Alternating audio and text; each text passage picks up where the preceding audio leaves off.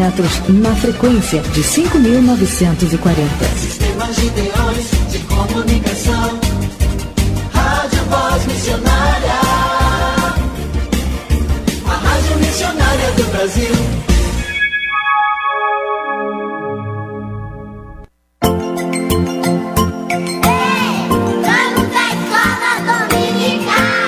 Escola Dominical. Escola Dominical.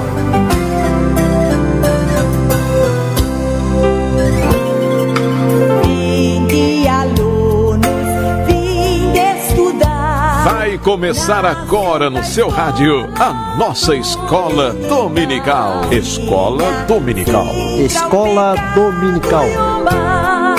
Pegue sua Bíblia, sua harpa e acompanhe conosco a Escola Bíblica no ar. Juntos, vamos aprender um pouco mais a Palavra de Deus. Trazendo a Bíblia, livro sem par, que fala de Jesus. Escola Dominical. Escola Dominical. Escola Dominical. Escola Dominical. Apoio Departamento da Escola Bíblica Dominical da Igreja Evangélica Assembleia de Deus em Camboriú. Trazendo a Bíblia, livro sem par, que fala de Jesus. Salve escola dominical, onde a graça e amor sem igual, para pequenos e grandes também, a todo o povo de Deus. Vinde estudar com os professores que muito nos quer bem, trazendo a Bíblia, livro sem par, que fala de Jesus.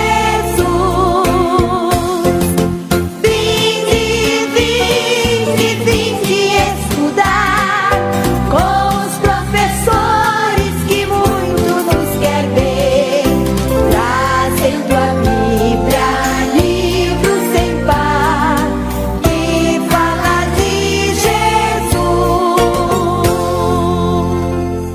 Vós sois o sal da terra. E se o sal for insípido, com que se há de salgar? Para nada mais presta, senão para lançar fora e ser pisado pelos homens. Vós sois a luz do mundo. Não se pode esconder uma cidade edificada sobre um monte. Nem se acende uma candeia e se coloca debaixo do alqueire, mas no velador, e dá luz todos os que estão na casa. Assim resplandeça a vossa luz diante dos homens, para que sejam as vossas boas obras e glorifique o vosso Pai que estás no céu. Mateus capítulo 5, do verso 13 ao verso 16.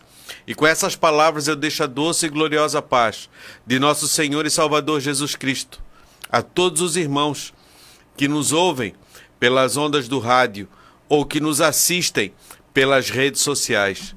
Muito obrigado por mais um domingo estar junto conosco. Você que está pela rede social, comente, deixe o seu like ali, né? E também compartilhe esse vídeo, essa live, essa transmissão ao vivo, para que outras pessoas também tenham acesso, para que outros irmãos também possam ouvir. Né? Estamos ao vivo, hoje é dia 11 de outubro de 2020, 10h33. E a lição, para estudarmos a lição bíblica da Escola Bíblica Dominical. E o título de hoje é Quem era Jó? Esse é o nosso título. Na técnica de som, o irmão Will, deixando tudo pronto, organizando. E o nosso professor, o evangelista Eliel Uller, já está aqui nos estúdios, já deu a aula ali no Templo Sede, e agora já está aqui com os motores aquecidos, né? Para mais uma aula. Pode ser, irmão Eliel? Amém. Paz do Senhor, presbítero Fabiano Bernardino Soares. E a paz do Senhor, Will, na técnica de som. E a paz do Senhor a todos os irmãos. É um prazer muito grande nós estarmos aqui mais uma vez. Essa manhã já estivemos na aula aqui no Templo Sede, na superintendência do pastor Marcondes, pastor Zilmar, e hoje houve uma homenagem aos professores. Sim, muito... E nós agradecemos pelo reconhecimento e foi muito bom, né? Porque dia 15 é comemorado o dia do professor e o professor da escola bíblica dominical, ele não deve ficar de fora. Então é importante que você, que é coordenador, superintendente, você parabenize esses professores, todos os professores. Se a igreja tem condições, vai lá, compra um livro, dá de presente para cada um, né? Faz alguma coisa para não deixar em branco, porque isso é muito gratificante. O professor da escola dominical também é professor, né? E tão importante quanto o professor secular, que ensina coisas importantes, mas o professor ainda da EBD ensina a palavra de Deus. Então, parabéns a todos os professores, eu que não vou estar domingo que vem, já parabenizo. Parabéns pelo seu dia, você professor secular, você professor de escola bíblica dominical, de seminários, né? Que Deus lhe dê sabedoria e muito conhecimento organizado para transmitir aos seus alunos em todos os momentos. Que Deus nos dê saúde também. Amém. Então, parabéns a todos nós. Amém. Fabiano? Vamos dar início à Escola Bíblica Dominical com uma oração. Orar, irmão Eliel. Deus, muito obrigado por essa manhã que o Senhor nos presenteou, tão lindo aqui em Camboriú, um sol radiante, um dia maravilhoso, estamos todos bem, com saúde. Te agradecemos, Pai, pela vida e a oportunidade, e que a palavra venha estar em nossa boca para a edificação de muitos irmãos que acompanham conosco. Aqui de pertinho, os de bem longe, que o Senhor possa falar edificando cada um.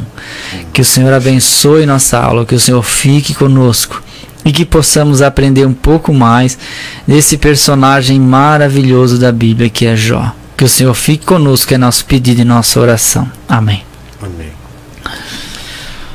A nossa lição hoje é a lição de número 2. O título principal é a fragilidade humana e a soberania divina, o sofrimento e a restauração de Jó.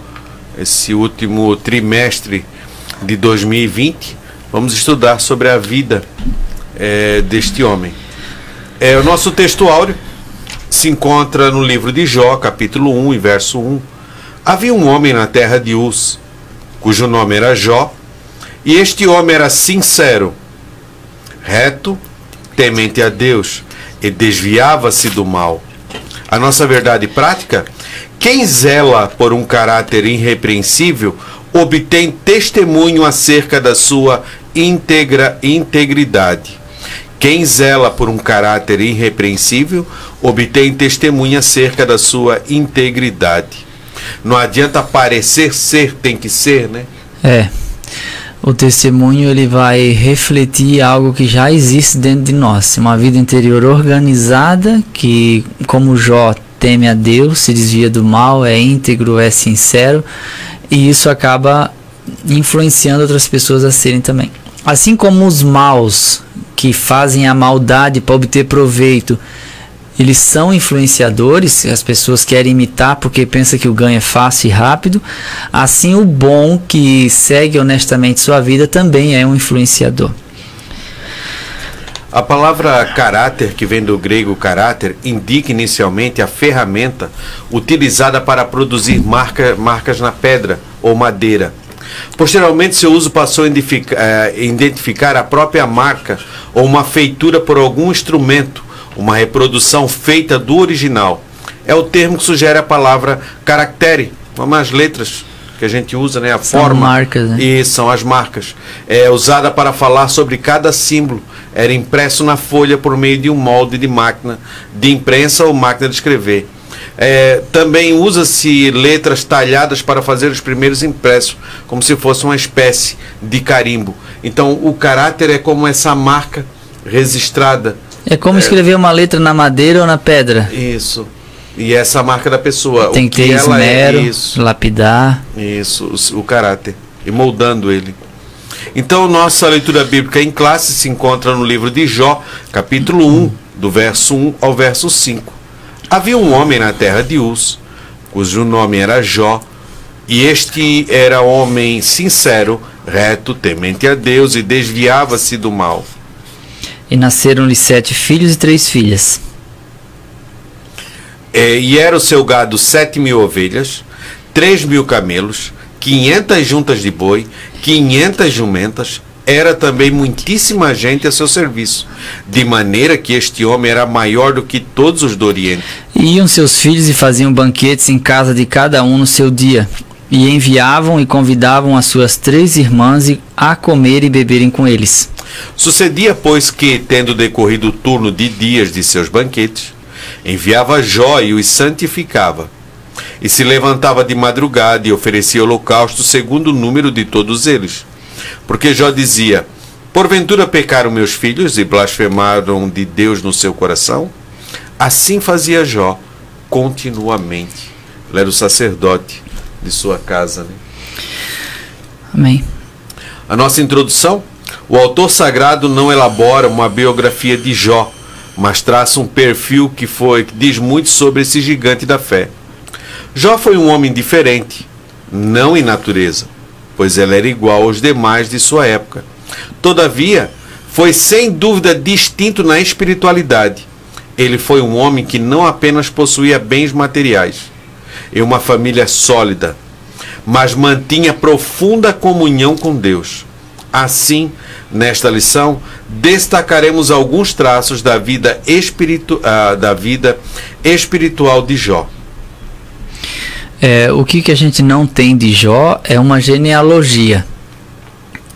Isso não quer dizer que ele não existiu. Ele existiu, ele é um personagem histórico real, mas nós não sabemos quem eram os pais de Jó, quem eram os avós e assim por diante, e a sua descendência depois dele, ou depois da prova que ele teve outros filhos.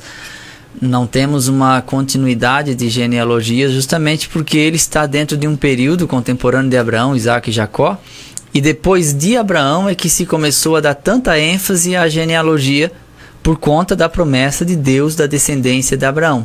Então, para poder acompanhar essa descendência, que era alvo de uma promessa de Deus a Abraão, criou-se os mapas genealógicos, as organizações em textos, para que se soubesse de quem o fulano descende. Só que nesse caso aqui nós não temos. Então, o objetivo nosso aqui em falar quem era Jó não é traçar um perfil genealógico dele, mas sim de suas qualidades. Então, a qualidade de Jó fala muito mais do que a sua genealogia inexistente, pelo fato de que nem sempre uma família de pessoas, por exemplo, de mau caráter, todos serão mau caráter.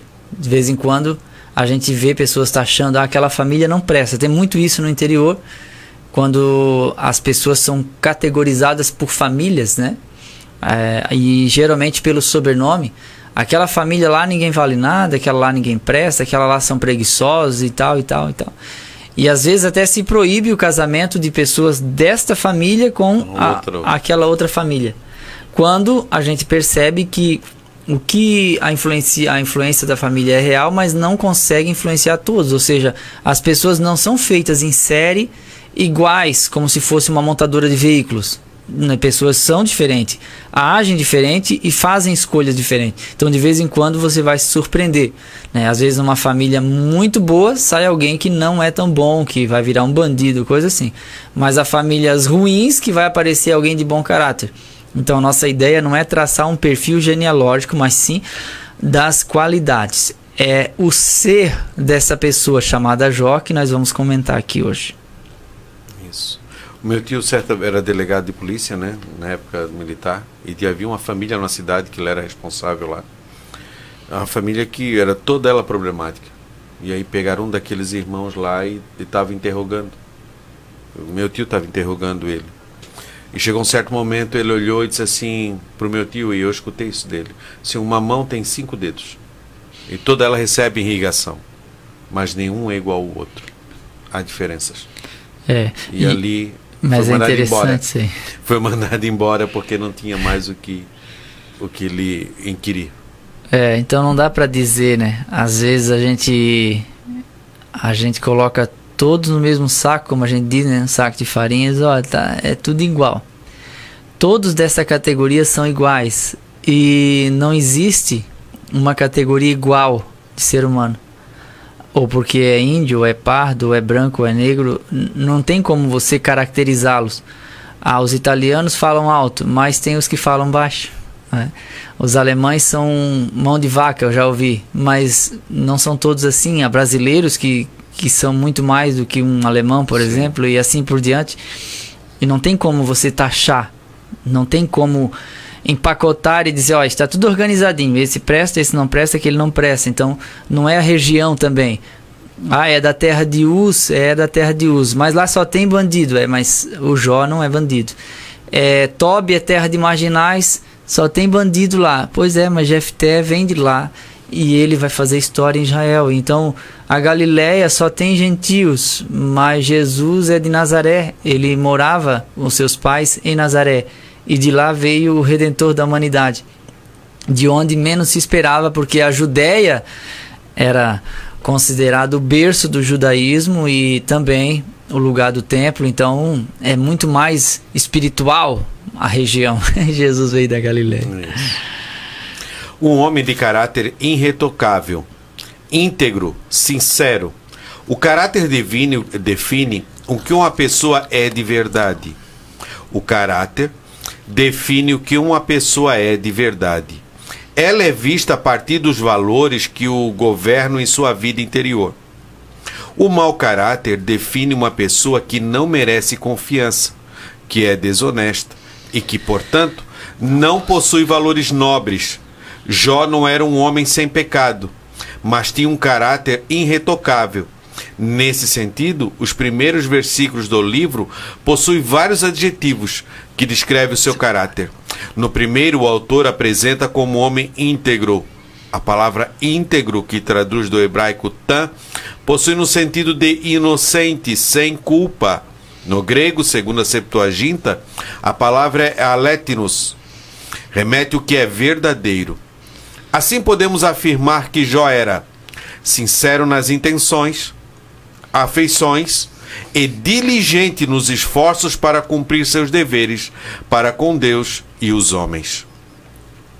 Então nós vemos aqui que tinha um caráter irretocável e ele era íntegro, sincero nas intenções e afeições. Até tem uma definição interessante de sincero, né? Que tem uma indicação de sincera. Isso, com ser e sincero.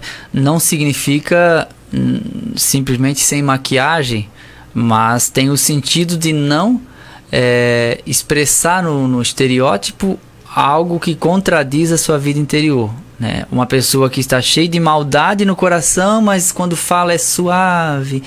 Então isso é o oposto de íntegro e de sincero. Então uma pessoa sincera, ela é por fora em suas atitudes o que ela é por dentro. Então por isso a palavra íntegro, ela também na nossa língua portuguesa tem um sentido de inteiro. É inteiro. Não é uma pessoa pela metade, né? A gente sempre ouve aquela expressão: tu és um homem ou tu não és um homem, ou és um homem inteiro ou tu és um homem pela metade. E às vezes se fala isso para relacionar a falta de palavra, no sentido de não cumprir o que promete ou o que fala. E isso aparenta ser, né? Isso é tão grave no ser humano que por causa disso que existe recibo e existe contratos e existe todas essas documentações, pelo fato das pessoas não terem palavra. Porque se todos falassem e praticassem o que falavam, não existia essas coisas. Não precisaria. Mas mesmo com contrato, há pessoas que falam uma coisa e fazem outra. Ou seja, falta integridade ou inteireza, não é? Pessoas que já prometem sabendo que vão enganar e vão mentir. E particularmente existe uma coisa que me irrita muito, que me tira do sério às vezes. Eu fico muito irritado, embora eu não ofendo as pessoas, mas eu procuro evitar isso, claro. É quando a pessoa tenta me enganar. Eu fico muito indignado, né? Eu não sei por que eu fico assim, parece que é uma coisa que me tira do normal, sabe? Quando a pessoa fica tentando me enganar, achando que eu não vou descobrir, ou que eu não sei, ou que eu não percebo, né? Pessoa tentando me vender gato por lebre, como a gente diz assim. Mais ou menos isso. E o texto de Tiago é claro, 3:2. Meus irmãos, não sejais muito vós mestres, versículo 1. E o versículo 2 vai dizer assim, ó, todos nós tropeçamos em muitas coisas. Então, a gente não pode, a gente não consegue evitar as falhas pelo falar. Então, a gente acaba tropeçando em palavras. Tanto que Tiago diz que quem conseguir refrear a sua língua, ele é perfeito. Então, como não tem ninguém perfeito, é porque ninguém consegue refrear a sua língua. Então, quanto mais a pessoa fala, mais a pessoa comete erros. Por isso que em Provérbios 10:19 diz que no muito falar não falta transgressão. E tem um ditado que diz que quem muito fala, muito se condena. E há o Provérbios que diz que até o tolo, quando fica calado, ele é tido por sábio.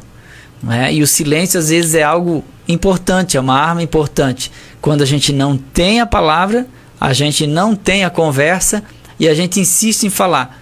E quando a gente não tem o que dizer, a pior coisa que existe é dizer isso em voz alta.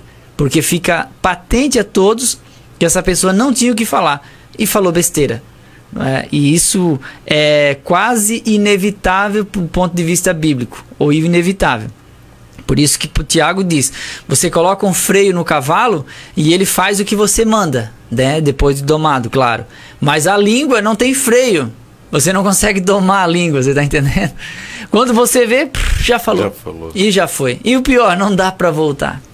Já ofendeu, já magoou, já contou o segredo, já revelou que não deveria, já expressou uma opinião. E a minha esposa, ela sempre diz para mim uma coisa, Eliel, nem tudo que a gente pensa, a gente fala. Ela já repetiu isso tanto que, assim, quando eu vou dar aula, quando eu vou pregar, quando eu estou ensinando, vem na minha mente sempre, porque eu tenho muitas opiniões. Mas algumas delas magoam se eu colocar para fora. Então eu deixo ela aqui dentro. Disciplinada. Não é fácil. Mas é melhor ela presa aqui do que machucando uma pessoa aqui fora. Porque enquanto eu não falo, eu sou senhor da palavra. Mas quando eu falo, a palavra é senhor, eu sou escravo. Muda a posição, né? Isso. Então esse é o sentido de ser íntegro, né? Ou sincero. Você falar a verdade e ser honesto consigo mesmo. Não esconda das pessoas que você tem falha.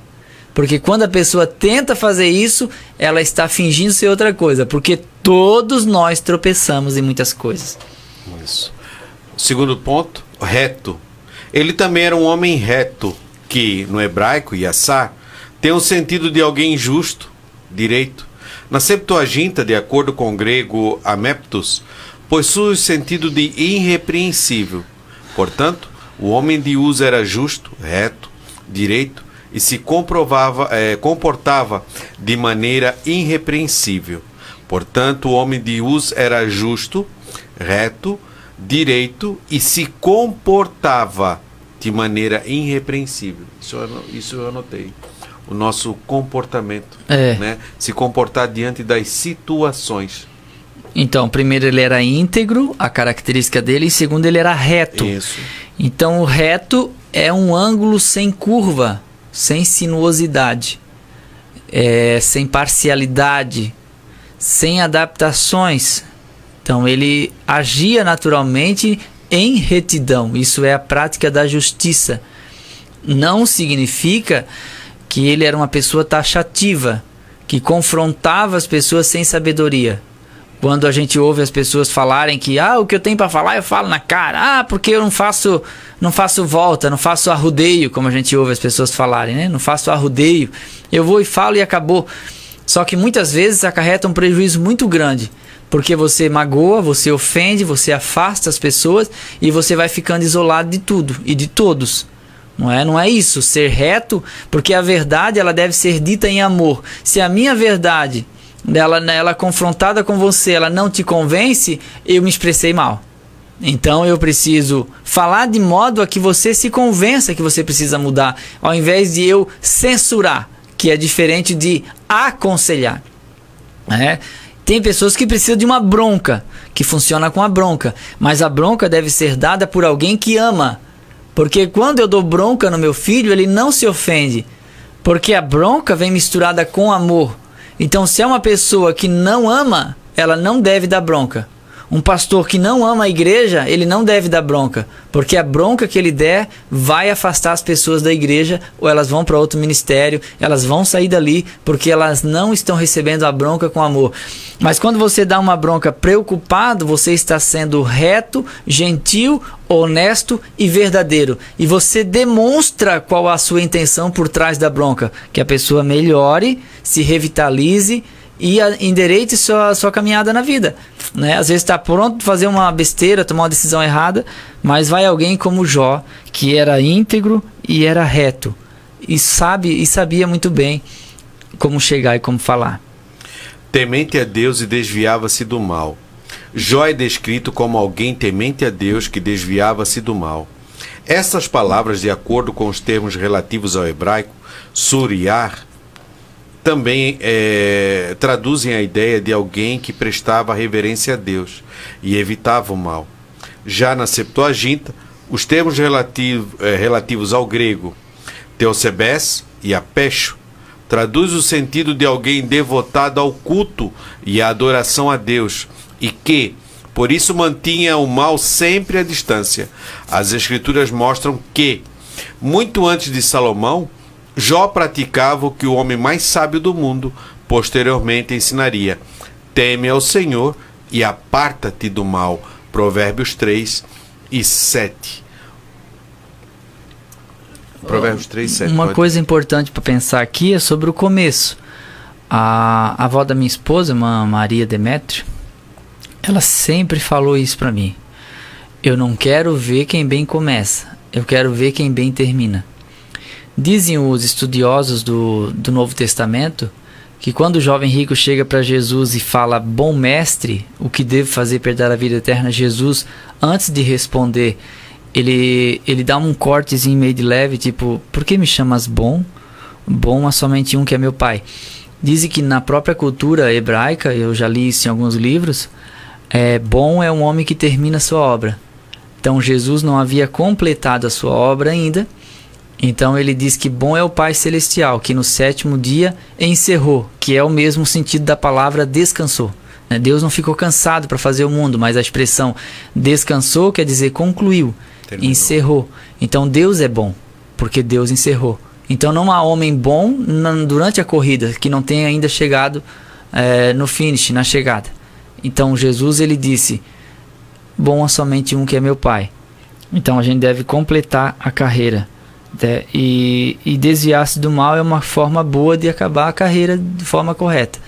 Infelizmente, muitos homens de Deus estão encerrando o ministério de uma forma vergonhosa, e isso é um risco que nós corremos, que eu corro, você corre, todos nós corremos esse risco, e eu acho isso um pouco injusto, porque às vezes por conta de um capítulo final a gente joga a história toda fora, e é inevitável isso, porque a gente sabe que as pessoas querem que você chegue até o cemitério ou até a volta de Jesus sem arranhões morais.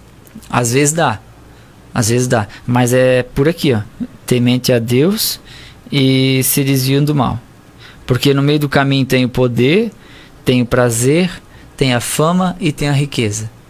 No meio do caminho tem o poder, a vontade de estar no controle, no comando.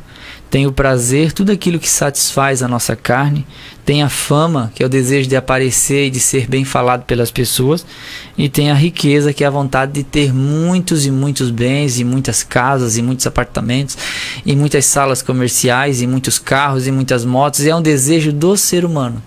E às vezes nessa vontade desenfreada por essas coisas, a gente não consegue nem temer a Deus e muito menos se desviar do mal. Porque às vezes nesse caminho o mal é apenas uma passagem, e quando ele passa por nós ele mancha tanto que quando a gente chega no topo fica pesado demais permanecer lá. Parece até poético, né? A forma que eu coloquei aqui, mas é uma realidade. Ou seja, a gente precisa concluir. Você está entendendo? Concluir. A gente começou bem, precisa concluir isso aí. Não é fácil, não. É saber onde é que essas estradas nos levam, né? Onde é que esses caminhos nos levam, né?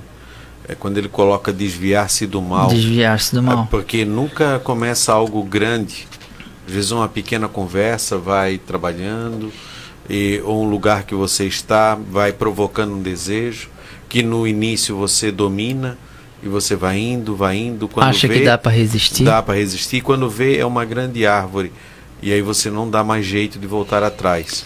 E aí quando vê, caiu no precipício. Porque no início do precipício, ou da pedra, a gente é daqui da beirada do costão, então pescava ali, você vai até a altura. Dali você não pode passar, porque pode vir uma água, alguma coisa ali, você escorregar, e quando vê, tá lá no fundo. Sem contar que quando a pedra começa a ficar escura, é sinal que a água bateu ali, então tem limo. Isso, é escorregadio. Chega uma hora que não dá mais para ficar em pé. E aí, quantas pessoas caíram nisso? Não tiveram no início a má intenção, não perceberam no início, não foram diligentes. Mas a Bíblia diz que Jó se desviava do mal. E é isso que devemos procurar. E não é difícil de identificar, né? Mas é como um inseto que é atraído pela luz e ele vai tontear e vai cair. Mas ele é atraído do mesmo jeito, como a mosca que é atraída de uma certa forma e acaba batendo na teia. É como aquela cobra que ela no penhasco ela tem uma parte da cauda que imita um inseto e ela fica chacoalhando aquilo ali, e quando a ave se aproxima para tentar pegar o inseto, a cobra dá o bote. É tão interessante que eu vi um documentário sobre isso. A cobra atraiu a ave veio, a cobra deu um bote, errou. A ave continuou voando ali no ar, esperando, e a cobra continuou mexendo. O poder de atração foi tão grande por causa da fome, que a ave tornou ao encontro da cobra, mesmo que já tinha ganhado um bote, arriscou para tentar pegar o inseto, e mesmo assim, sabendo que era uma cobra ali, acabou virando comida, né? E funcionou. E no mundo aquático é a mesma coisa. Existem peixes que fica ali com a parte ali movendo, e vem o peixinho vem ali para tentar pegar, e o peixe dá um bote tão rápido que a gente não consegue nem ver aonde foi parar o peixinho.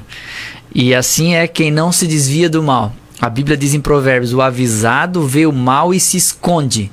Seja no âmbito financeiro, no âmbito moral, etc e tal, na questão da sociedade com gente, na confiança demais, exagerada, né, com aquilo que lhe pertence, desvia-te do mal, né? A precaução é muito boa e a gente precisa tê-la em mente sempre. Isso. Nosso segundo tópico: um homem sábio e próspero, um conselheiro sábio. Há pessoas ricas que nem são sábias, nem tampouco prósperas. Possui conhecimento, mas não entendimento. Riquezas, mas não prosperidade. Jó distingue-se neste aspecto. Ele foi um homem sábio, rico e próspero. A Bíblia afirma que Jó era maior do que todos os do Oriente. Jó 1:3.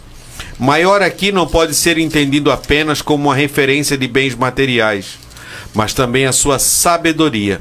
Estudiosos destacam que Jó era mais importante em sabedoria, riqueza e piedade do que qualquer outra pessoa daquela região, e ressaltava o conhecimento da sabedoria de Jó, conforme destaca a sabedoria dos orientais, expressa em Provérbios, canções e histórias. Isso fazia dele um homem proeminente e quem as pessoas recorriam com frequência em busca de conselho e orientação. Vimos isso em Jó 29, 21 e 22. Ele coloca que as pessoas vinham de longe para ouvi-lo, e quando ele colocava os seus argumentos, as pessoas se calavam. Não tinha como. Os outros sábios se calavam, porque não tinha o contra-argumento, né? Para quebrar aquele argumento ali, né? Lembrando que o que o presbítero Fabiano leu, que há pessoas que possuem conhecimento, mas não entendimento. Isso. Porque o conhecimento você pode comprar. O entendimento, você precisa tirar experiências da vida, de si e dos outros, para fazer escolhas certas. Então, o conhecimento, você paga uma mensalidade em uma universidade, lê os textos indicados pelo professor, os livros que ele indica, você vai produzir a sua tese de monografia ou TCC e você vai adquirir conhecimento. Você está pagando e comprando esse conhecimento. Então, há pessoas que têm um conhecimento, um nível muito alto, não é? São conhecedoras da gramática, conhecedoras, pessoas que conhecem, né, questões de engenharia mecânica, engenharia hidráulica, de todas as engenharias no âmbito das ciências humanas e assim por diante, mas não tem entendimento, ou seja, na hora de fazer escolhas na vida não conseguem, porque lhe falta entendimento. Então Jó, ele não só tinha conhecimento, como ele tinha entendimento. Por isso que lá em Salmos, se eu não me engano, é o 20 ou 27, não me lembro, que diz que não sejais como a mula e o cavalo que precisa de cabresto, porque não tem entendimento. Ou seja, um animal irracional ele não sabe fazer escolhas. Você vê muitos animais que morrem, caem de precipícios e assim por diante, porque não tem noção do perigo, porque não tem entendimento, não sabe fazer escolhas, não sabe escolher o melhor caminho, a melhor opção entre A, B e C. Então aí a Bíblia fala que nós não devemos ser assim. Claro que é um hebraísmo, né? A mula e o cavalo, sem entendimento, são animais irracionais. É um hebraísmo. É claro que Cantares também diz, né? Eu te comparo a uma égua, que Salomão disse para a Sulamita, das que puxam os carros de Faraó. É um hebraísmo, Cantares 1:9. Então a gente entende que não é um tom ofensivo, mas é a característica da própria tradição cultural hebraica do Antigo Testamento. Então a gente precisa ter conhecimento, que é importante, mas também o entendimento. Por isso que a Bíblia fala da mulher sábia e tola em Provérbios 14. A sábia constrói, a tola destrói. É a mesma casa, são mulheres com a mesma capacidade. Jó não é um anjo, ele é um homem como qualquer outro homem. Um constrói e o outro destrói.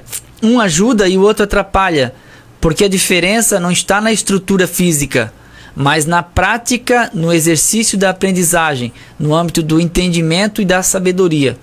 Por que a pessoa tola destrói? Ela nem precisa da ajuda do diabo. Uma mulher tola, ela destrói. Ela tem um marido bonito, maravilhoso, trabalhador, educado, mas ela destrói o homem, faz o homem ficar ruim. O homem tem uma mulher trabalhadeira, boa dona de casa, e trabalha fora, ajuda as vizinhas, ajuda a igreja e tal.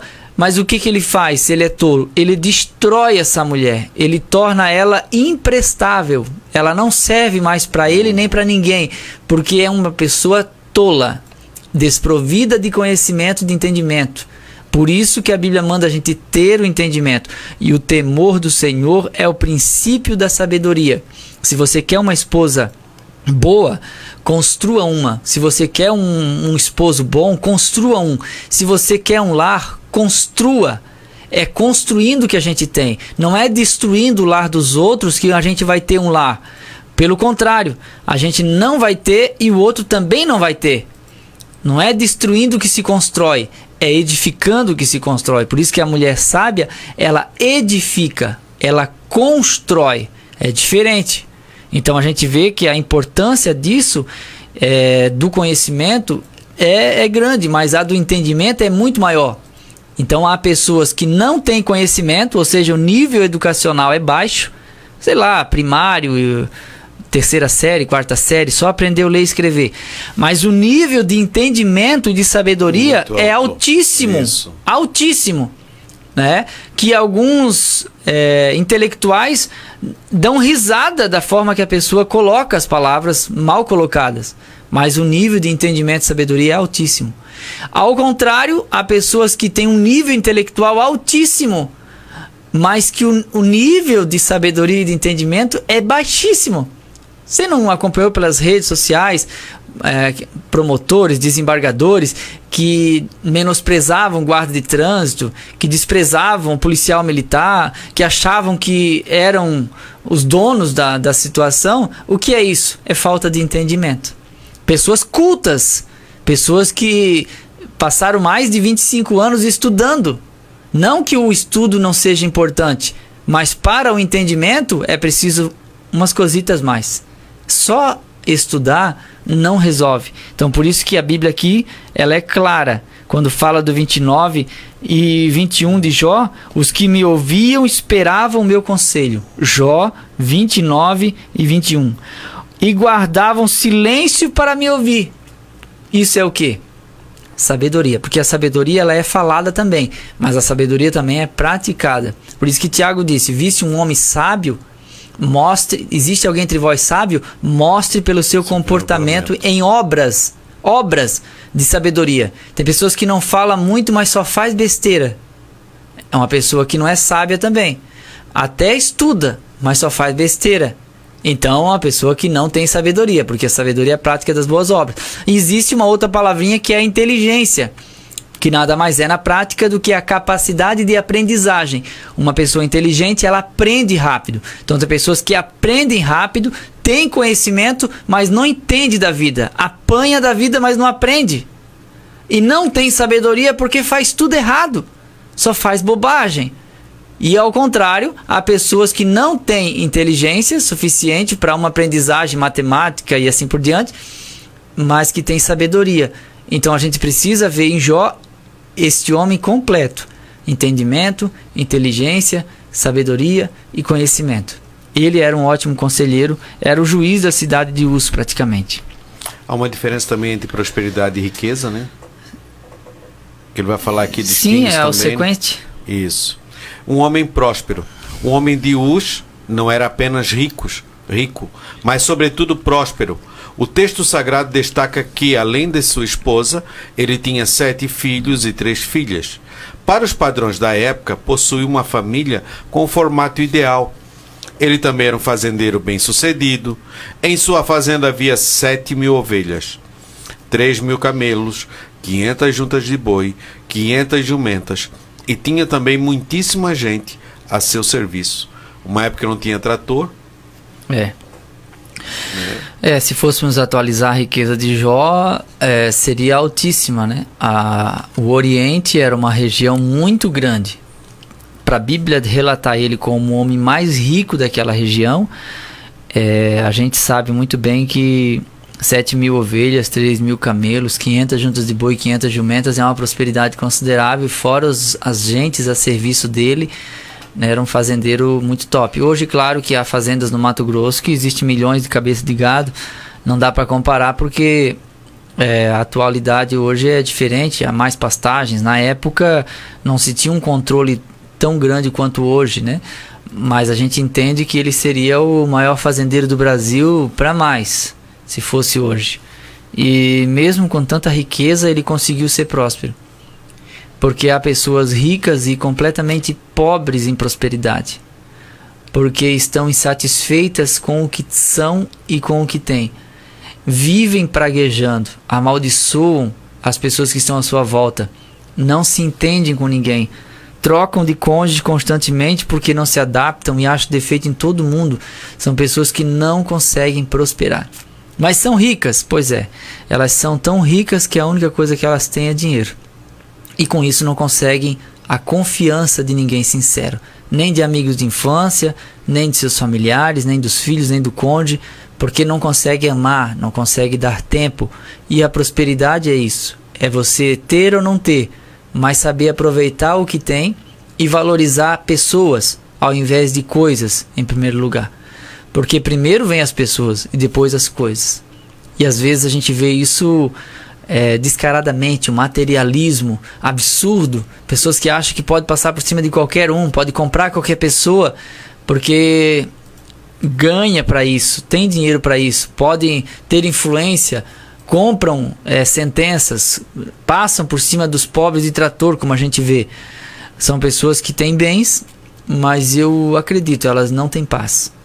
Então, se custa a tua paz, é caro demais. Então, a gente vê Jó como sendo um homem próspero, simultaneamente que ele era rico. Então, não é que a Bíblia diz que o rico não vai entrar no céu. O texto de Mateus fala que é difícil e impossível aos homens. Mas é impossível até mesmo um pobre entrar no céu por seus próprios esforços. Sim. Por isso que o texto diz, mas para Deus nada é impossível. Por isso que a expressão o camelo passar pelo fundo de uma agulha é mais fácil do que um rico entrar no céu, não está dizendo que é impossível. É impossível aos homens, Porque o complemento do texto é claro. É possível para Deus. Só Deus para fazer esse controle existir. Entre uma pessoa ter bens e não deixar isso lhe possuir, subir para a cabeça e ele começar a buscar desenfreadamente ou por drogas ou prostituição e assim por diante. Porque o dinheiro mexe, o dinheiro move, o dinheiro convence. A pessoa se deixar levar, ela faz coisas horrendas em troca de um benefício financeiro, né? Há pessoas que se vendem em troca de qualquer coisa, se menosprezam, se rebaixam a um nível tão baixo. Às vezes até tem dinheiro, mas o nível dessa pessoa é baixíssimo, né? Por conta das suas atitudes em relação ao outro, em relação às pessoas, em relação à vida, em relação à família, etc. e tal. Bem, o pastor Valdomiro está perguntando aqui sobre a IBD. Nós não conseguimos transmitir no YouTube hoje, pastor Valdomiro. Não deu certo hoje, então só pela live dos Gideões. A Rádio Voz Missionária está, Will? Tá, então está aí na live dos Gideões e na live do Gideões Missionário de Odmora. Isso. Rádio Voz Missionária Gideões, também na Paz do Vale, né? Uma prosperidade baseada no ser. Jó, portanto, possuía um grande patrimônio e uma bela família. Sua prosperidade se refletia na relação harmoniosa sobre ele. Sua família, seus negócios e, sobretudo, Deus, não era uma prosperidade estabelecida somente no ter, mas principalmente no ser, que se manifesta a partir daquilo que ele era, né? Sim. Não é ter pelo ter, para parecer ser, né? Ou para competir, isso, ou para provar, porque às vezes há pessoas que foram tão menosprezadas na infância porque eram tão pobres e precisam de disciplinar o seu coração para quando chega a hora de você adquirir as coisas, você não usar isso para esfregar no rosto dos outros, sabe? Para não humilhar. A gente tem que ter esse cuidado. Quando começou a pregar, não sabia pregar, as pessoas riam. Aí hoje vai para o púlpito e usa de um nível intelectual tão alto que ninguém entende o que diz e ao mesmo tempo humilha as pessoas que não sabem ler e escrever. Aí é um contrassenso sem tamanho. Não tem cabimento. Se você foi desprezado por sua família, seus cunhados, seus primos, seus irmãos, e você hoje prosperou financeiramente, não use isso para diminuí-los.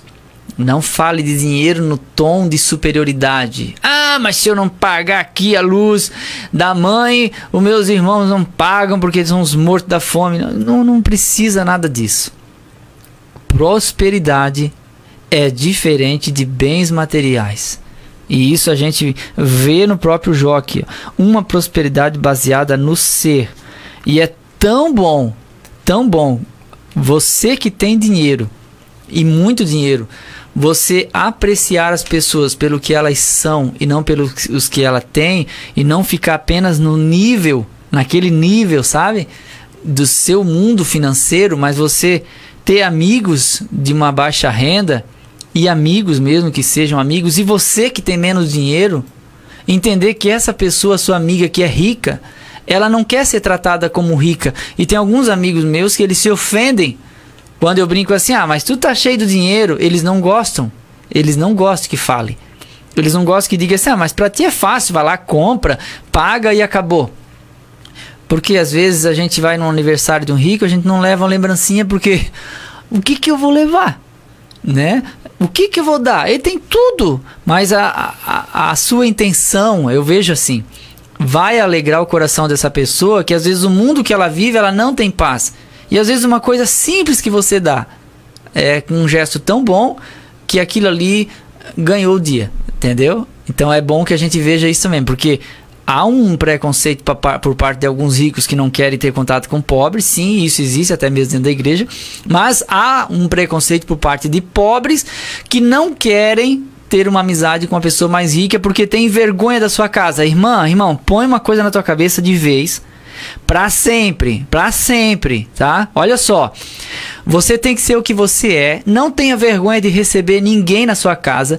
Se a sua casa está limpa, acabou. Você tá entendendo? Pode ter gretas no assoalho, não interessa. É o que você pode ter. Então é o que você é. Se alguém vai para sua casa para botar a culpa no reboco, no telhado, para falar do assoalho, da sua pia que está quase caindo, essa pessoa que vai comprar a pia para você. Porque amigos que vão para sua casa para reparar não devem ser bem-vindos. Amigos vão para sua casa por causa de você. Para se confraternizar, né? Por causa de você. E não para ver o que você tem ou o que você pode oferecer. Então, assim, a minha casa é aquela ali. Eu não vou pintar a minha casa porque semana que vem um amigo vai lá. Não vou mesmo. Eu vou pintar a casa porque tá suja a parede, mas não porque meu amigo vai lá. Ele vai chegar, a casa tá ali. Você tá entendendo? É onde eu vivo, é o mundo que eu moro. Ele não vai ver sujeira em cima da mesa. A gente vai comer, a gente vai fazer uma comida e vai comer o que tem. Ah, mas faz uma picanha. Não vou fazer picanha porque eu não compro picanha pra minha família. Eu não compro picanha pra minha família. Você acha que eu vou comprar pra outra pessoa? Eu não vou. Se você quiser trazer, eu tenho carvão, eu tenho a churrasqueira, eu vou assar, tá? E eu vou te ajudar. Entendeu? A comer essa picanha. Mas eu não... Ah, mas aqui hoje tem visita, vão colocar a melhor toalha. Não, se é para colocar a melhor toalha, vão colocar quando a família está. E quando o amigo chegar, a toalha vai estar ali. Por que para visita tem que ser melhor? Por que você pega as porcelanas boas e põe para visita e os seus filhos têm que estar tomando o suco em copo de extrato de tomate? Por quê? Por que para a família não pode ser melhor? Ou pelo menos igual? Você está entendendo? Então, os meus amigos, graças a Deus, eles sabem. Se a gente vai comer arroz com carne moída, eu amo os amigos. Sabe, eu tenho amigos maravilhosos. Eles vão na minha casa e a comida que a gente faz é a comida que nós comemos, ou na casa deles ou na nossa. Então, não tem, mesmo que eles sejam mais ricos do que eu, mas eles já entenderam. E é bom ter essas companhias. Você tá entendendo? Agora, se você vai para reparar, irmão, dá licença. Não vai não, tá? Não vai para outro lugar. Porque a nossa casa é simples e acabou. E não vai botar defeito também, né? Porque a gente é simples. E se eu for na tua casa, eu não vou colocar defeito também. Tá bom? Eu vou lá na sua casa, a gente vai conversar, a gente vai comer alguma coisa e pronto. Eu não vou para reparar nada. E é bom ter companhias. É bom estar na casa de alguém, é bom que alguém vá na nossa casa, a gente conversa. É bom. Quando a gente tem tempo disponível para isso, é muito bom. E ninguém vai ser respeitado ou honrado por aquilo que tem ou que aparenta ter, mas sim por aquilo que é. Né? Então, seja aquilo que você é, e você vai ser respeitado por isso. O nosso terceiro tópico, as horas voam, um homem de profunda piedade pessoal. Um homem dedicado à família. Primeiro capítulo de Jó diz: iam seus filhos, faziam um banquete em casa, de cada um o seu dia, e enviavam convidados e suas 3 irmãs, e comerem, a beberem com eles. O ambiente descrito aqui é de uma família de harmonia, e de que de forma feliz festejava a vida, e de forma alguma o texto sugere dissolução, bebedice ou licenciosidade nessas comemorações. Eram confraternizações feitas no ambiente familiar. Um homem de moral e de piedade. Jó foi um homem que possui uma forte moralidade e uma sólida espiritualidade. Além de seu caráter irretocável, o texto deixa claro que ele tinha uma vida piedosa. Jó 1:5. Essa piedade está presente não apenas nos primeiros capítulos, mas em todo o livro. Mesmo nos momentos de desespero, como em consequência de sua aprovação, ele sempre mantinha seus olhos em Deus. Essa piedade era a causa da dedicação de Jó à família. Irmãos, a família, ela deve ser a nossa prioridade, né, em relação à obra de Deus. Então, você não pode destruir a sua família sob pretexto de estar fazendo a obra de Deus. É isso que estou falando. A nossa lista de prioridade, primeiro vem Deus, depois vem o cônjuge, depois a nossa família, e depois o nosso trabalho, e depois a obra de Deus. Então a gente tem que ter isso em mente. Há pessoas às vezes que não querem fazer nada e culpam o envolvimento na obra de Deus e que não tem tempo. Se você não tem tempo para trabalhar, você deve diminuir o seu envolvimento na obra de Deus. A sua família não pode perecer, precisa de sustento e você precisa trabalhar. Então não tem como você culpar isso. Se você, irmã, tem 2 filhos, você é pequeno, você não pode deixar os filhos largados e fazer a obra do Senhor. Não pode, porque o conselho tutelar vai tirar. E depois vai dizer que foi o diabo que foi lá tirar. Não foi o diabo, não. Foi o conselho tutelar. É diferente de Satanás. E ninguém vai tirar os filhos se os filhos estiverem sobre o cuidado exemplar de uma família. Não tem motivo para isso. Então, às vezes, a gente vê isso em uma geração antiga de líderes, acabaram priorizando mais a igreja do que a própria família, e aí cobrava demais da família ou viver o que ele pregava, colocou um jugo muito alto que nem ele mesmo conseguia carregar, e uma porta tão estreita que nem ele passava ou ela passava, e aí cobrava dos filhos adolescentes. Só que filho adolescente não tem essa compreensão da necessidade de não fazer isso ou não fazer aquilo por conta da igreja ou porque os irmãos vão se escandalizarem. E aí os filhos começam a ser mal falados, porque é filho do pastor, porque é filho... E aí o pastor fica desesperado e bate pra cima dos filhos, que tem que viver assim, porque não pode fazer aquilo. Mas os filhos não têm esse entendimento. O resultado, às vezes a família se sente menos amada do que a igreja. Num dado momento, esses filhos vão sair da casa de Deus, né? Mais cedo ou mais tarde eles vão emancipar e eles não vão voltar nem para dar bom dia. Então a gente tem que ser coerente. Então assim, porque eu estava brincando de carrinho com meu filho, passou um presbítero e ficou escandalizado. O presbítero que vai cuidar da vida dele. Você vai brincar de carrinho com seu filho, sim. Você vai brincar de boneca com a sua filha, sim. Gaste um tempinho com ela, com ele, porque a sua família é prioridade. A Bíblia diz: quem não tem cuidado dos seus, e principalmente da sua família, negou a fé, e é pior que o incrédulo. 1 Timóteo 5,8. Então a gente tem que cuidar da família.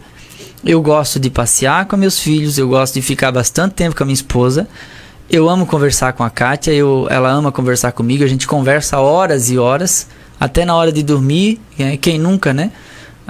O outro já está quase dormindo, e o outro vai e puxa um assunto. Eu ia te contar, tinha esquecido.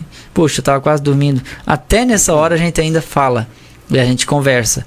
Então assim, eu gosto de ir no parquinho, eu gosto de levar minha filha, porque na minha casa não tem um lugar com areia, então a gente vai no parquinho e, se eu não me engano, sexta-feira, estava meio chuvoso, mesmo assim nós fomos, levei ela de bicicleta, e nós lá, o parquinho vazio, e nós agachados, eu enchendo uma panelinha de areia com uma colher e fazendo bolinho no meio do nada ali, as pessoas passando e olhando.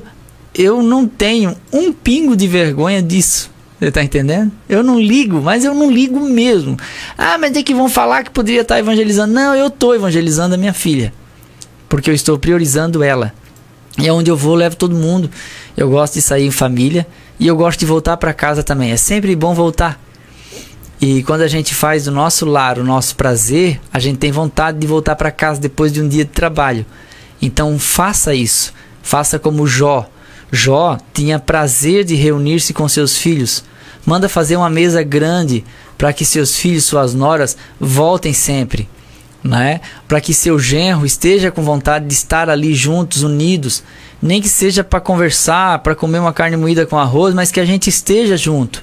Você está entendendo? Compra um lombo, coloca na panela daquele que demora para cozinhar, né? E aí você fica ali mais tempo com eles. É importante isso. É importantíssimo. Cria vínculos. Cria um clima de amizade. Porque senão o seu filho, se ele só ouve a tua repreensão, na adolescência ele vai entender que você não ama e ele vai se afastar. A sua filha vai se afastar.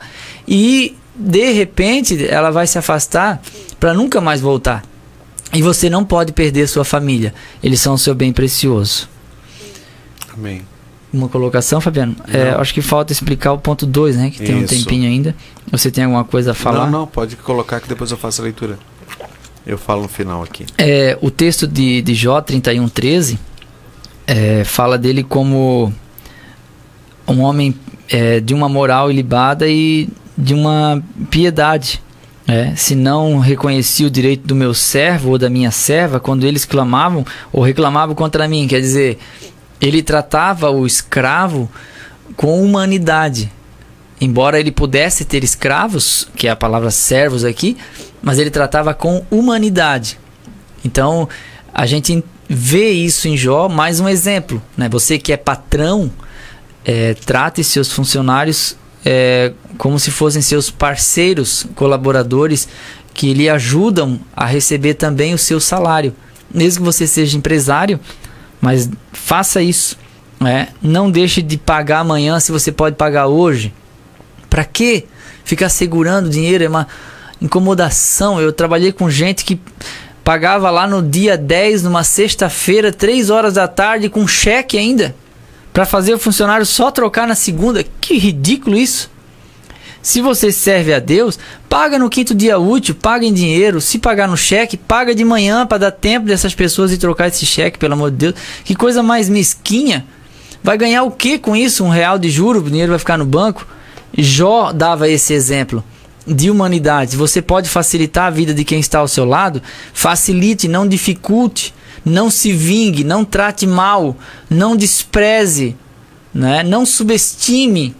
Às vezes é muito comum isso, subestimar o trabalho do outro, achar que não tem capacidade, não ensina, não tem paciência. Funcionário novo, você tem que ter paciência. O seu filho, né, como meu filho agora trabalhando comigo nos sábados, me ajudando, eu estou ensinando ele devagarinho. Tem que ter paciência para ensinar, para evitar briga, contratempos. Eu já vi muitos pais e filhos que trabalhavam na mesma empresa e brigavam o dia inteiro, a ponto de serem demitidos por conta de briga entre eles. Por quê? Porque não há vínculo, não há amizade. Isso se constrói do começo. É de colo que se começa. Você coloca limite para o seu filho. Você olha nos olhos, dá uma bronca. Deu, não precisa mais nada. Não espanque, não traumatize, não machuque profundamente. Mas ensine com amor. Fale a verdade com amor, com entendimento. Ensine a valorizar o serviço. Ensine a valorizar o trabalho, o salário. Mostre que de ganhar dinheiro não é fácil. Porque que tudo que vem fácil, fácil vai embora. E há pais que querem dar de graça tudo para os filhos. Não faça isso. Mesmo que você tenha dinheiro, faça eles trabalharem, para eles ganharem algumas coisas através do trabalho, para eles valorizarem o trabalho dos outros. Senão eles nunca vão ter noção do que é limpar uma casa, do que é roçar uma grama, do que é cuidar de um jardim, do que é cuidar de uma casa, do que é trabalhar. Ensine, seja pedagógico, seja inteligente. Olha, aprenda para poder ensinar. Seja edificador, seja construtor de sonhos. Não despreze, não menospreze, não censure, não destrua os desejos. Isso aí tá falando que quer ser bombeiro. Não vai ser nunca.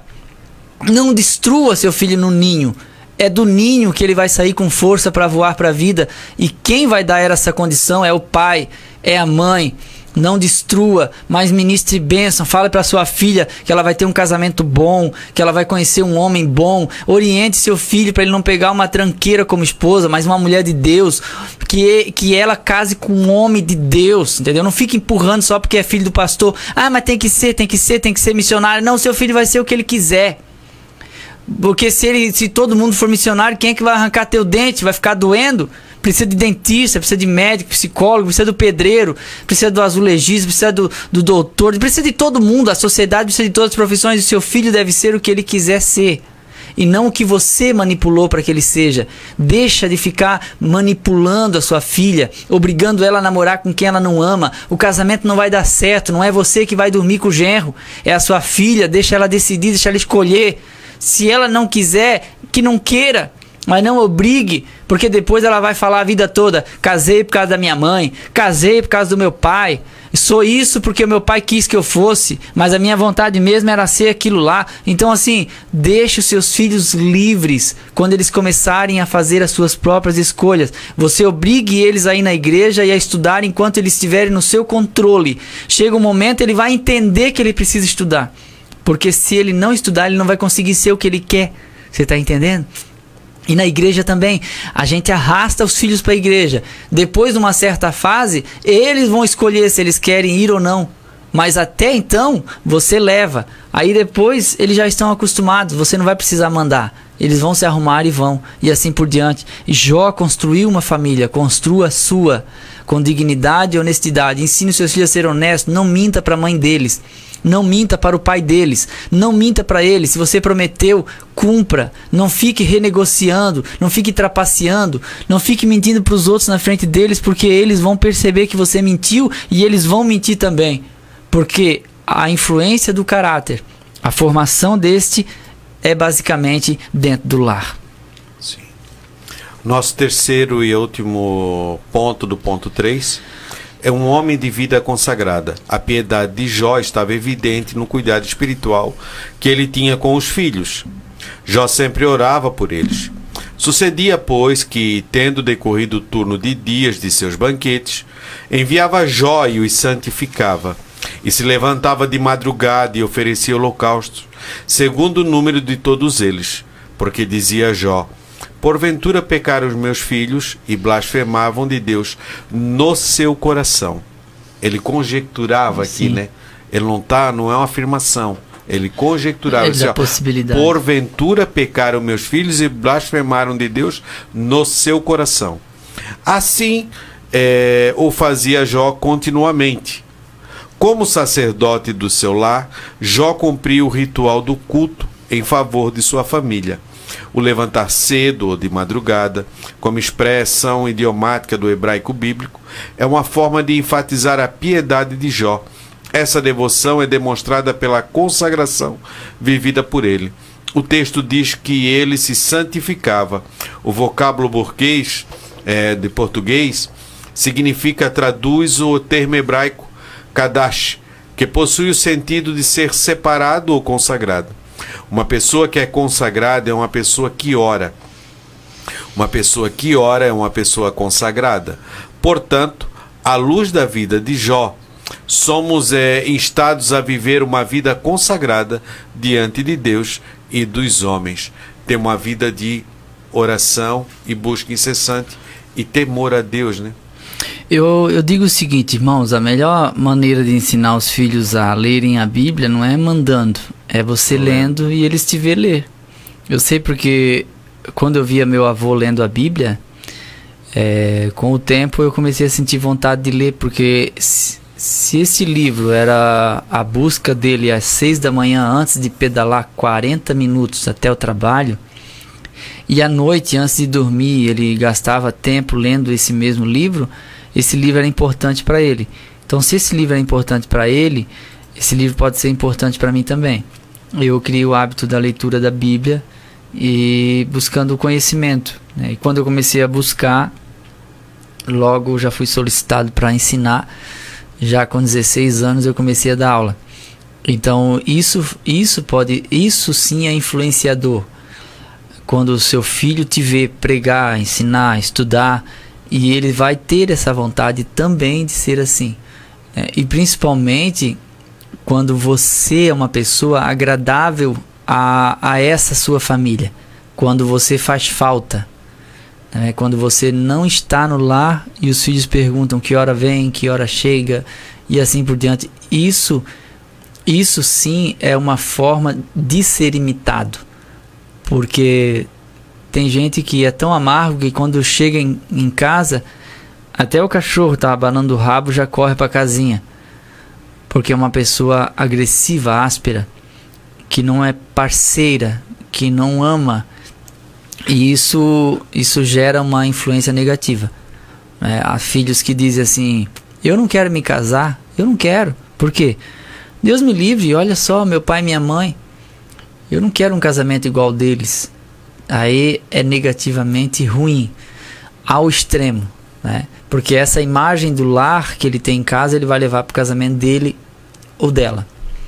Então esse sacerdote do lar é essa pessoa que influencia opiniões e escolhas, em que os filhos desejam ser como seu pai. Eles acham que a gente somos heróis, né? Mas quando chega na adolescência, eles começam a perceber as nossas falhas e descobrem que de herói a gente não tem nada, a gente é igual a todo mundo. Mas eles, por conta do amor que sentem, eles acham que a gente é melhor do que os outros, né? Mas a gente não é, a gente é falho também.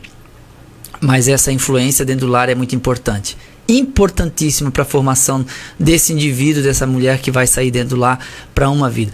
Mas eu não crio os filhos para o mundo, eu crio os filhos para a obra de Deus. É claro que você não cria filhos para o mundo, mundanismo. Você cria filhos para o mundo, o cosmos, o mundo, a humanidade. Você cria os filhos para viverem a vida deles. É isso que a gente diz.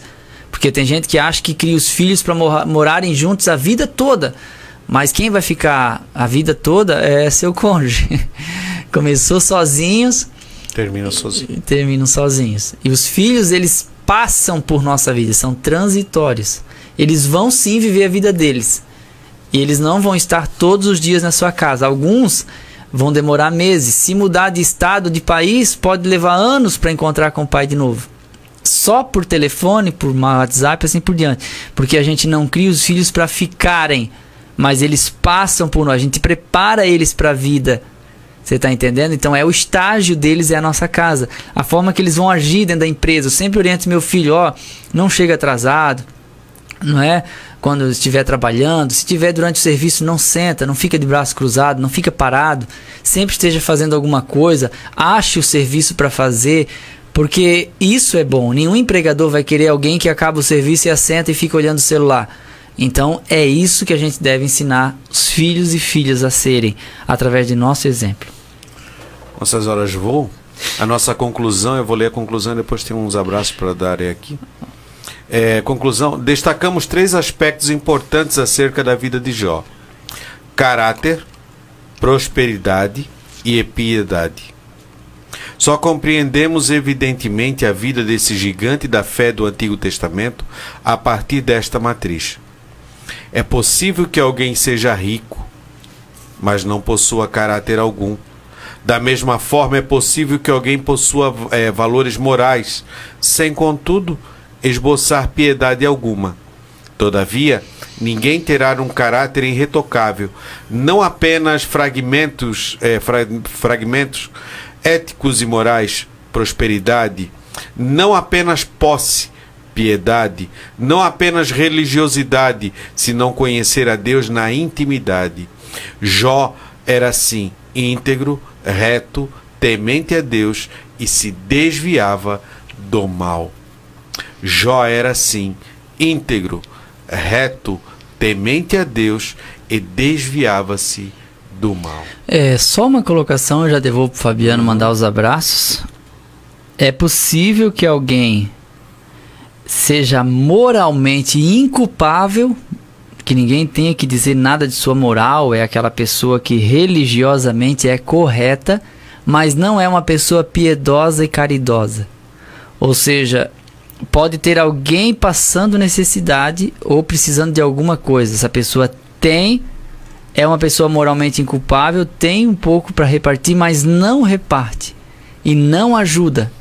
É uma religiosidade baseada apenas no egoísmo, por demonstrar uma santidade aparente, mas na vida prática não compartilha. Ou seja, não socorre, não ajuda e ainda se acha mais santo do que os outros, porque afinal, eu e a minha esposa, a gente segue fielmente isso, aquilo outro. Mas e para socorrer alguém? Não, a gente não socorre ninguém, porque a gente guarda tudo que a gente ganha e a gente precisa guardar isso e a gente vai ficar guardando a vida toda. Infelizmente, essa é uma realidade. Jó não era assim, ele era liberal. Na própria narrativa dele mesmo, no 31, ele vai dizer uma série de coisas de pessoas que se alimentavam da própria mesa dele, porque ele era liberal, moralmente inculpável. Ele não era perfeito, é claro que não, porque era um ser humano, mas ele era íntegro, reto, se desviava do mal, era um ótimo pai de família, um patriarca e também um homem muito caridoso, conselheiro e muito ajudador. Isso é o que a gente depende da vida dele. Ele fez uma análise da vida dele, buscava sempre respostas, uma resposta por que daquela situação, né? A irmã Terezinha do Jardim Razes é a mãe do nosso técnico, o irmão Will, né? Esteve de aniversário no dia de ontem e seu filho a parabeniza. E nós aqui também. Irmã Terezinha, que Deus abençoe e tudo de bom nessa data querida. Parabéns, irmã Terezinha, Deus abençoe. Eu quero também mandar um abraço para o presbítero, irmão Davi Assis, que é ali do Conde Vila Verde, e ele é o responsável, eu acho que é coordenador que se fala, né? Sim, coordenador. O coordenador do setor da Escola Bíblica Dominical. Eu estive na quinta-feira ali, pregando não, mas trazendo uma palavra, né? Quem prega é o irmão Eliel. Mas eu estive ali junto com o pastor Oswaldo, no Conde Vila Verde. Deus abençoe os irmãos ali da nossa congregação do Conde de Vila Verde, o irmão Abel, a irmã Tide e todos ali que estiveram também, e os nossos irmãos que é do Círculo de Oração Valentes de Davi, que Deus abençoe. É uma congregação abençoada, estão agora reformando, arrumando, e vai ficar bem bonita assim. Bem, um abraço, irmão Davi, irmã Thelma e seus filhos. Ele é meu vizinho aqui no Regina. No Regina? Meu amigo. Já de muitos anos já. Isso. E também quero mandar um abraço que ele falou ontem ainda, só olha, meu abraço. Mandar um abraço pro Dilmo, pra Patrícia, né? O irmão Dilmo, a irmã Patrícia, o irmão Oséias, a irmã Andréia, que sempre estão ali nos ouvindo. Ontem nós fomos ali no Espetinho do Vini, né? E ali encontrei a irmã Edith, que é do Cedro. E ela disse, ó, nós sempre estamos ouvindo, né? Ele estava ali com a sua família, servindo. Então, que Deus abençoe a irmã Edith, os seus filhos, os seus netos, e que prospere o seu comércio. Estava muito bom ali. Deus abençoe a irmã Edith.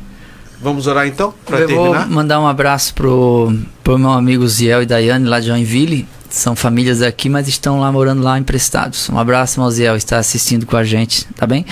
E alguns irmãos que eu esqueci, por favor, me mandem mensagem, porque sabe que é muita coisa para uma cabeça só. E outra que a gente às vezes não consegue mandar um abraço para todos os irmãos. Então a gente às vezes fica devendo. E nós vamos terminar um pouco mais cedo, irmãos, por conta do horário eleitoral. Então os irmãos nos entendam. E de agora vai ser assim até dia 15 de novembro. Isso, vai terminar mais cedo. Os irmãos que comentaram na internet. Tivemos aqui de Magé, tivemos aqui de Jundiaí, tivemos de várias localidades do Brasil, de vários estados. Tivemos também uma irmã da França que nos mandou um abraço também. Que Deus abençoe. Eu não consegui encontrar mais aqui nos comentários. Mas a todos vocês que comentaram, que falaram, que compartilharam essa aula, muito obrigado. Que Deus abençoe. Na próxima semana estaremos aqui, se Deus assim o permitir, com a lição de número 3. Jó e a realidade de Satanás. Esse é o tema da lição da próxima semana. O texto áureo se encontra em Jó, capítulo 1, do verso 6 ao verso 12, e do capítulo 2, do verso 4 e verso 5. Nós vamos orar para terminar essa escola bíblica dominical. Pode orar, irmão Leão. Deus, obrigado, Pai, por essa manhã tão proveitosa e tão edificante. Que nós possamos viver o que Jó viveu dentro de sua casa, com sua família, seus filhos, mesmo tendo tantos bens, mas ele conseguiu ser próspero. Que o Senhor nos dê essa prosperidade. Que no conjunto de todos os bens que venha a prosperidade sobre cada um de nós. Que tenhamos uma vida de paz, com amigos abençoados, e que o Senhor continue conosco abençoando a continuação do dia e da semana. Nós te agradecemos mais uma vez, Pai. Amém, amém. Amém. Deus abençoe a todos os irmãos que estiveram conosco.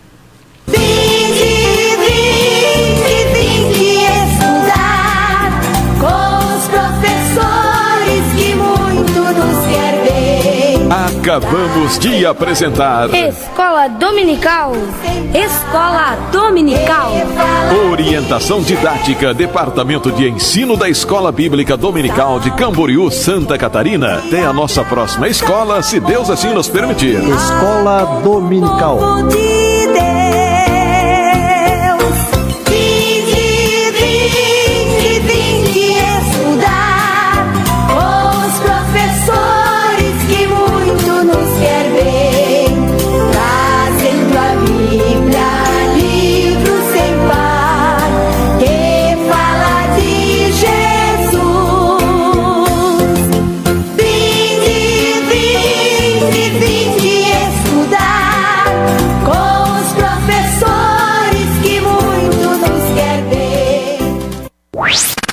RBM, a voz missionária, desde os céus do Brasil, para o mundo. Primeiro eu cuidei da cidade, e cuidamos muito, com muitas mãos, e cuido também das pessoas, e agora, com esse